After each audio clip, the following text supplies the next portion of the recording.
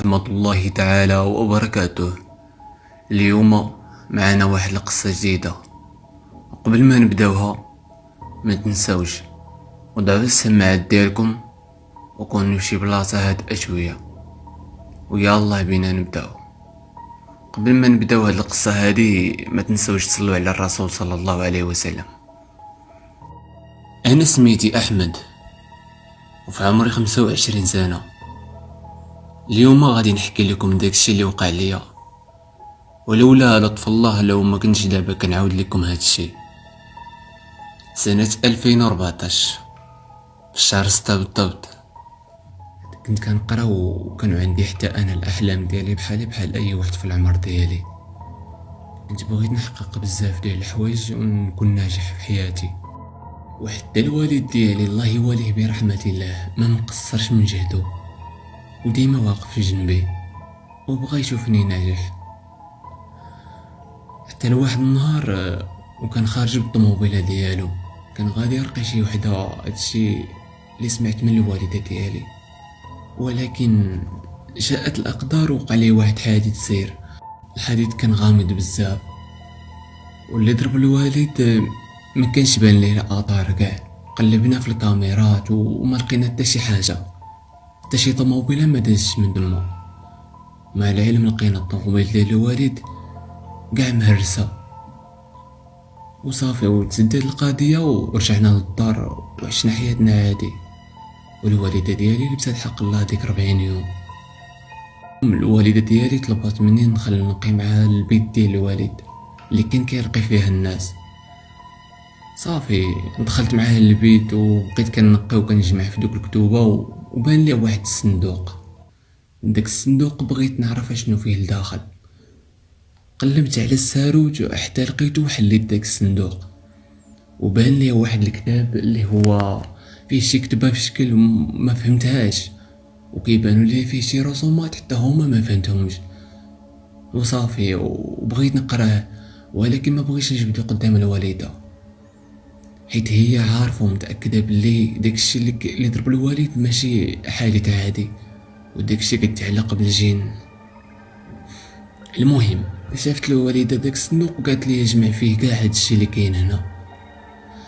بقيت كنجمع في دوك الوراق وداكشي كامل ودوك الكتوبه اللي لقيت تما، وشفت واحد ورقه كبيره وفيها شي كتبه مترجمه بالعربيه، كل حرف مترجم بالعربيه. وعرفتو باللي الترجمه ديال داك الكتاب غنلقاها في داك الورقه اللي لقيت. خديت معايا ديك الورقه وغبيتها وجمعت دوك الكتوبه كاملين في الصندوق، ولكن داك الكتاب اللي كان في الصندوق حيدته وخديته معايا. دخلت للبيت ديالي وكل نهار بديت كنراجع في دوك الكلمات حتى فهمتهم مزيان. قريتي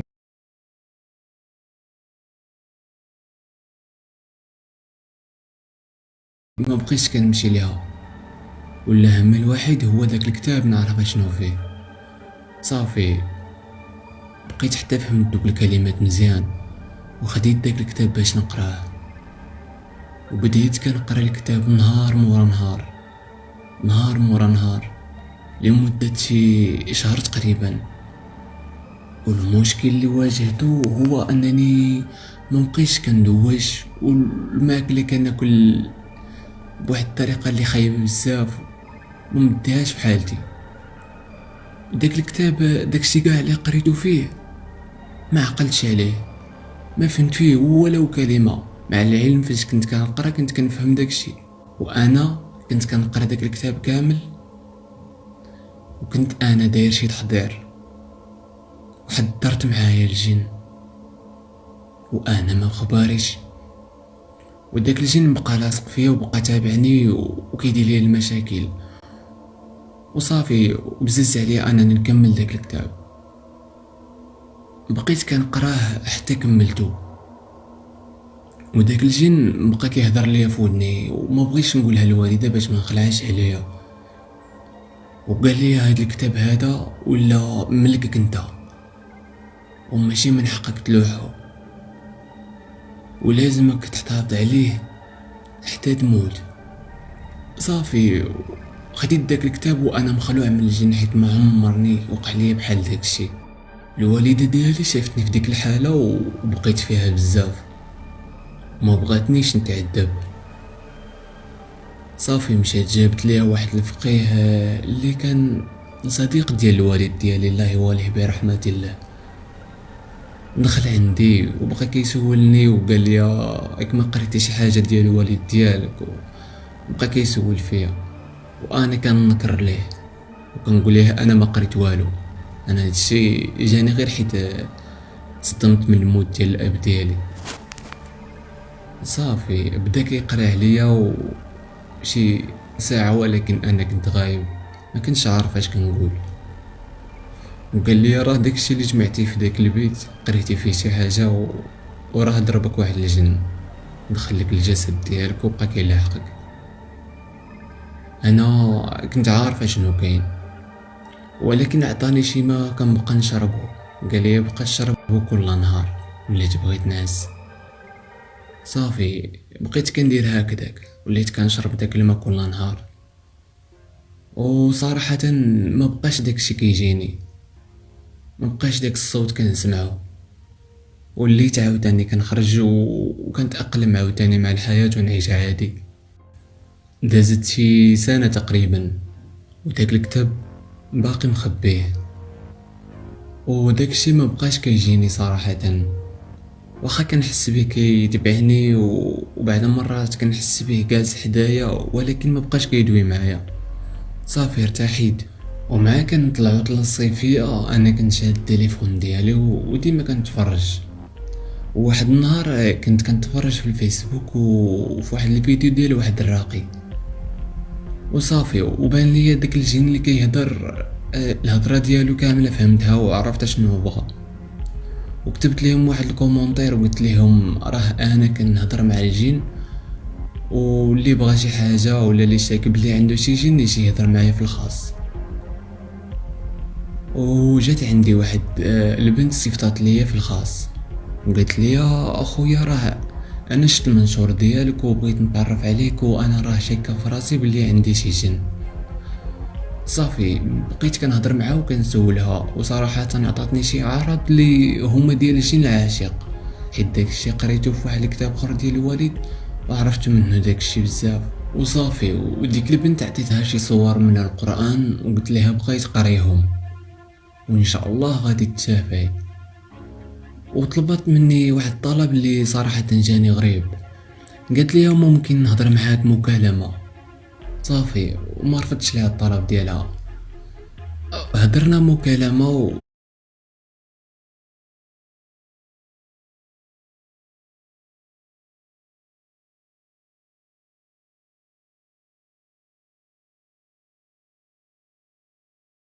وقالت لي ارتحيت لك بزاف وصراحة ما عمرني حسيت بهاد الراحة باش حسيت دابا وانا كنهضر معاك.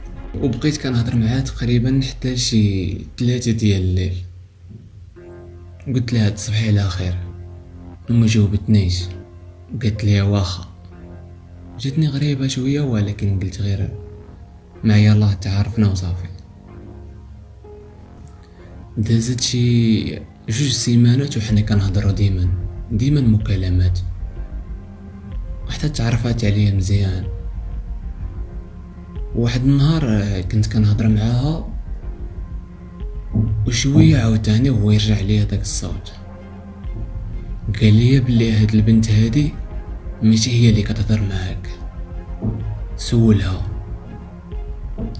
باش سولت البنت كنا دايرين مكالمه، باش سولت البنت قلت لها جاوبيني دابا، هضري معايا.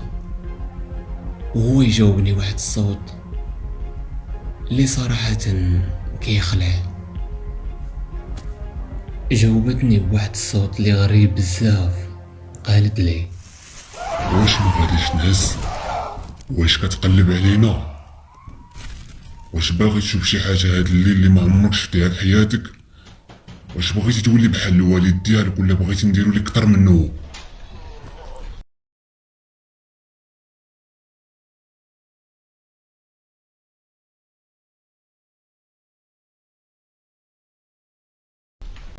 تقلعت بزاف صراحة، ولكن متلكت راسي ومع العلم حيت انا كيهضر معايا اصلا ديما جن.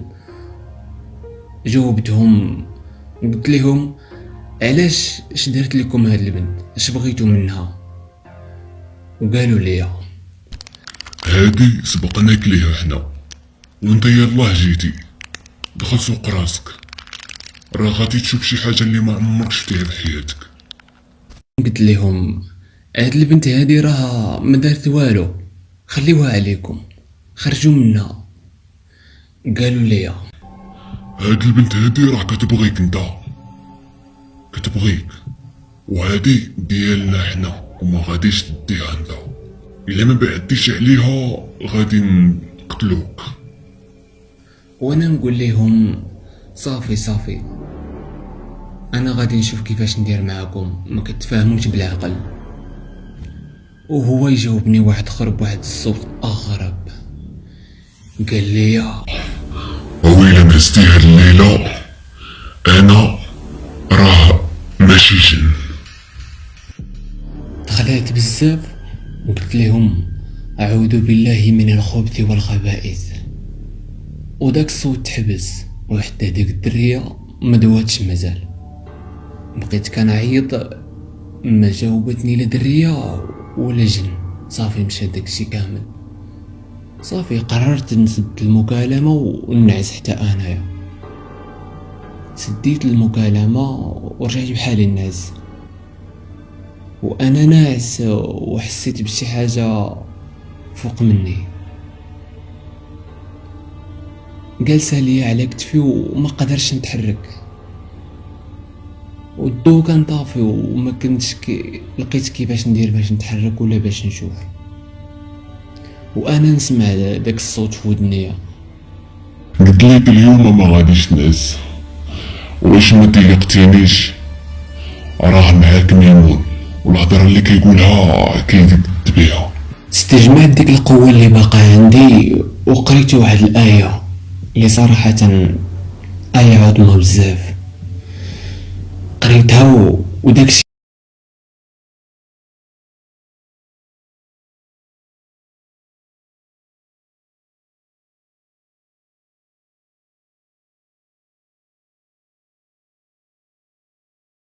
مشيت كنجري، شعلت الضو وطيت ومشيت صليت واحد 2 ركعات.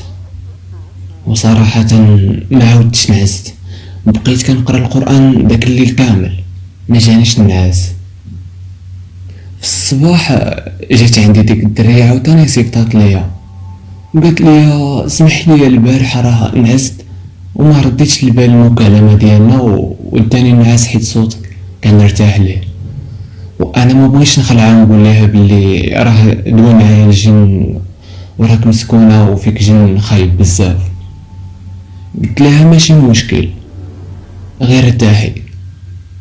وصافي وبقينا عاوتاني كنهضرو. دازت عاوتاني سيمانة بالتحديد. واحد الليلة عاوتاني كنت كنهضر معاها مكالمة وطلبات مني شي حاجة اللي ما قدرش صراحة نديرها. قلت لي دير لي خاطري غير هاد المرة، راه كتعجبني بزاف. وانا النفسية ديالي قالت لي بلي هذيك ماشي هي، واخا كتهضر بصوتها، حيت غالبا البنت اللي كتكون مسكونة بجن العاشق ما كيكونش فيها جن واحد، كيكون فيها جن العاشق والخدام ديالو، منهم ذكور ومنهم إناث. يعني يمكن انه يهضر معك بصوت راجل وممكن انه تسمع صوت مرأة عادي، وانا داكشي كنت عالم بيه وعارفو. قلت لها دابا قولي لي واش انتي عايشة؟ وسكتات ما عاودش دوات. قلت لها غير دوي، راه انا عارف خدمتكم هي هادي، عرفتك بغيتي تخليني نكون على جنابة باش تقدروا تغلبوني وتدخلوا ليا وتنتقموا مني. وانا نسمع داك الصوت. قالت لي نتايا كتقلب علينا بزاف، داكشي علاش حنايا غادي ننتقم منك، وحتى حنا غادي نعذبوك في حياتك. في ديك اللحظة قريت الآيات الكرسي والمعوذتين وداكشي مشى. ما بغيتش نزيد معاه الهضرة، حيت عارف بلي الجن باش ما كتهضر معاه باش ما كيعرف عليك كتر. ما بغيتش نعطيه راس الخيط. صافي سديت المكالمة ومشيت بحالي الناس. قبل ما الناس درت تحصين لراسي بآيات الكرسي باش حتى شي حاجة ما توصلني. نعست بخير الحمد لله. والغد ليه في الصباح مشيت عند واحد الصديق ديال الاب ديالي، شرحت ليه المشكل وقلت له ودي اللي كاين هو صراحة تفهمني وقال لي راه غادي نمشي معاك وغادي نعالجو ديك البنت. داز اسبوع وصونا عليا وقال لي وجد راسك،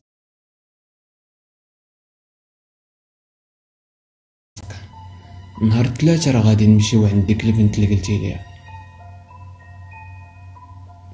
داكشي اللي درت، علمتها وقلت لها بلي راه غادي نجيو عندكم نهار الثلاثة.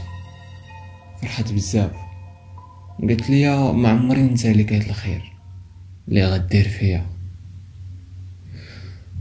دازت الايام، وصل نهار الثلاثة وصونا التليفون ديالي وقال لي اجي عندي راني كاين فوق الشانطي دابا وكنتسنى فيك. مع العلم كانت عندنا الطوموبيل ديال الوالد وعاود صلحتها وهي باش مشيت وهزيتو معايا وبان ليا ما كيدويش معايا بزاف. حتى السلام ما قالها ليا، قال لي يلاه نتحركو وركب. هادشي اللي قال ليا وما كيهضرش، بقى غير كيشوف. صراحة جاتني غريبة، ولكن قلت يمكن عنده شي مشكلة ولا كيفكر في شي حاجة. بقينا غاديين حتى طاح علينا الظلام في الطريق وقال لي ما بغيتكش تسوق بالليل، راه عندي واحد صاحبي في واحد المنطقة هنايا، يلا نباتو عنده حتى الغدا ونمشيو. وتبعدو، قلت ليه واخا وصافي، وكيشير ليا لشي طريق بقيت تابعو حتى خرجت من الشانطي. دخلت في واحد البيستا وبقيت غادي معاها حتى وصلنا لواحد الدار كاينه في واحد البلاصه ما فيهاش الديار، كاينه غير هي بوحدها وكتبان قديمه شويه. وصلنا ليها وبلاصي الطوموبيل وهبط. هذاك دفع الباب ودخل، قال لي زيد.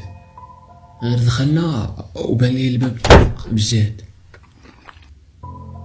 تعجبت، قلت ليه فينا هو داك السيد. شاف فيا ولاو عيني حمرين وقال لي راه كنسمعوك فاش قلتي ليها بلي غادي تجي وتخرجنا منها. كلفتيني بزاف على هادشي اللي درتو دابا، راه استنزفت بزاف ديال الطاقة باش انني نتجسد ليك في هاد الصفة هادي اللي كتشوف. انا في ديك اللحظه صافي فشلت، ما بقيتش قادر نتحرك من بلاصتي.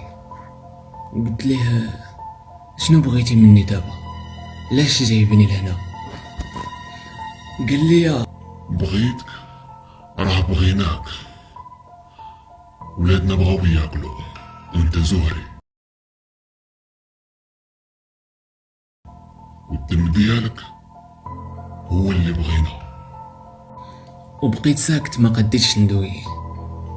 وشويه وانا نسمع داك الصوت اللي كان كيجيني من الاول فاش قريت داك الكتاب. قال لي ما تخافش، انا هنايا على قبلك انت، وانا من الاول كنت عارف بلي غاد الشي غادي يوقع. انا راه الخادم ديال الوالد ديالك، والوالد ديالك كان عارفك غتقرا هاد الكتاب هذا، وانا حطني حريص عليه باش وقت ما قريتيه انا نبقى معاك ونوقف معاك. تما رجعت فيا الروح شويه، قلت في خاطري الله هذا باقي غادي يعطيني امل انا نعيش، اما رافقة الامل مع هاد الجن هادو. ما حسيتش براسي حتى الطرف هاد، وبدا داك الجن كينطق مني حتى انايا، وما عرفتش شنو كيقول. انا الذاكره ديالي خدامه وكنسمع، ولكن انا ما واعيش، ما كنشوف والو. صافي شويه وانا نسخف.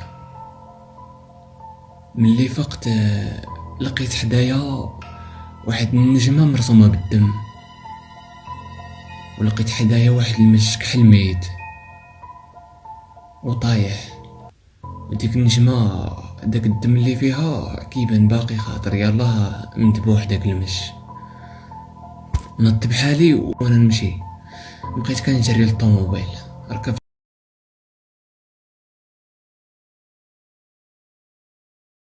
الطوموبيله ديالي، مشيت نيشان للدار.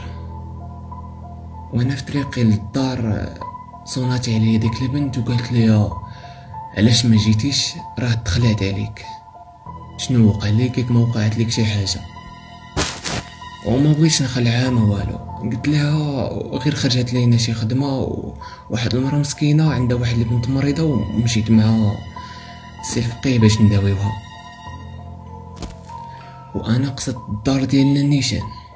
مشيت نعست شويه حتى حسيت براسي بخير، وقصدت الدار ديال الفقيه. نقيت عليه وحل ليه الباب، قال لي مالك وجهك صفر. قلت ليه خليني تندخل ونعاود لك. هذه كانت النهايه ديال الجزء الاول، وإلا بغيتوا الجزء الثاني ما تنساوش تتابعونا على الصفحه ديالنا.